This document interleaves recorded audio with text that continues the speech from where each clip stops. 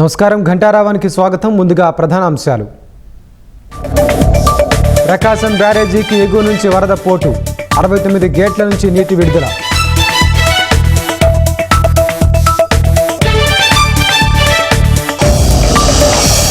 రాజమహేంద్రవరంలో నిలకడగా గోదావరి ప్రవాహం, ధవళేశ్వరం వద్ద 10.5 అడుగులకు నీటి మట్టం.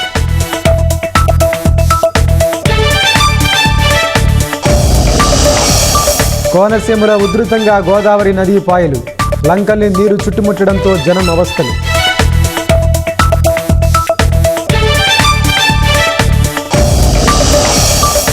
గుంతలమయంగా గుడివాడ పొలుకొండ రోడ్డు, చినుకు పడితే చెరువు అవుతోందని జనం ఆవేదన.